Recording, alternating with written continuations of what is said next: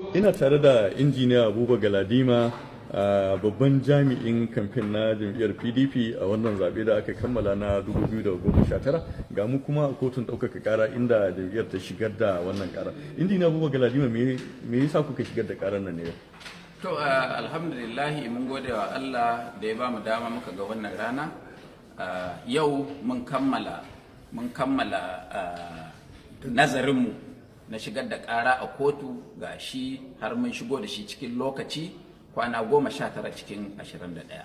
Wannan ƙara mun tabbata cewa shaidu da muke da shi da shaida da muke da shi na irin fashi da makami da jam'iyyar APC da makarrabanta suka yi da magoya bayanta, irin hukumar zaɓe da sojoji da jami'an tsaro, to Allah ya sa yau mun shigar, kuma fatanmu shine idan dai akwai gaskiya, idan akwai adalci, in akwai tsoron Allah, in akwai ƙarfin gwiwa, babu abin da zai hana mu ci nasarar wannan ƙara da muka shigar a yau.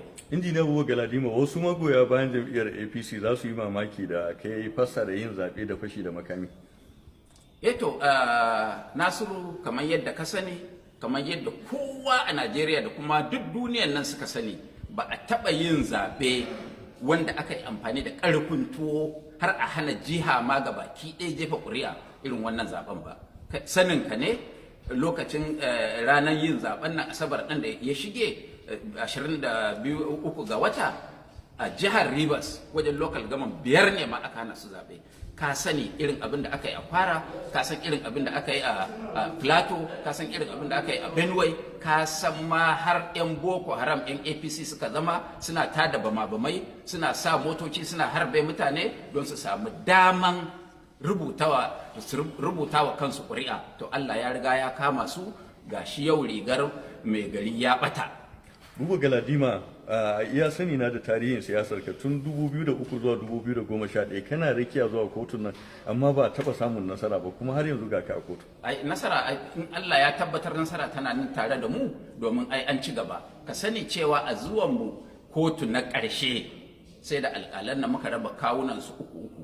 To yau guda ɗayan nan da ya faɗa wancan gefe, mun yi imani cewa in dai da adalci, inda tsoron Allah zai faɗo gare mu, saboda haka za mu ƙwaci mulkin nan a kotu, tun da mu ne muke da ƙuri'u mafi yawa a zaɓuɓɓukan da aka yi. Injiniya buba Galadima, a takaice a ƙarshe waɗanne manyan hujjoji ne kuka dogara da su da kuke gani watakila za ku iya samun nasara a shari'a nan? Ai su suka kama kansu da kansu, su suka ce amfani da na'ura, duk da cewa shugaban ƙasa ya ƙi sa hannu don tsoron, don kwatankwacin abin da suke zaton za su yi, ya ƙi sa hannu a dokar zaɓe, amma Allah ya kama su suka ce duk wanda ya jefa ƙuri'a babu wannan na'ura, ƙuri'arsa ta zama ta banza, kuma akwatin da ma ya jefa ƙuri'a ta zama ta banza. Saboda haka akwai jihohi bila adadin wanda gabaki ɗaya ƙuri'unsu za a iya aske shi daga cikin wannan lissafin da ake kai.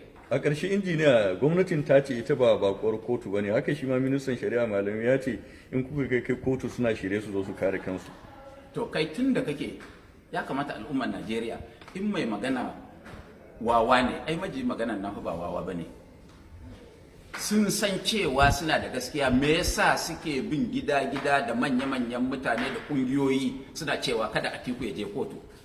Me suke tsoro?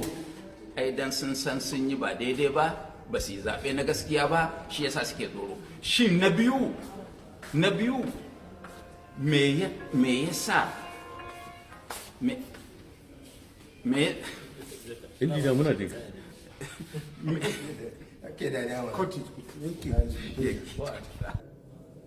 na biyu, tun da aka kafa kotu a duniya irin wannan na bature, ba a taɓa cewa mai ƙara ya je ya ce yana so a nuna mishi abin da aka yi exhibit, kotu ta bashi wannan dama. Shi ma wanda ya kai ƙara, a wanda aka kai ƙara, ya gudu ya garza ya zuwa kotu cewa yana so ya dubi wannan exhibit. Wannan ya nuna wa duniya ƙarara cewa su kansu akwai abin da suka ɓoye, ba sa san a sani, shi yasa suka yi wannan. Ai a wannan guda biyu ma kaɗai sun san sun faɗi a wannan zuwa kotu da suka yi.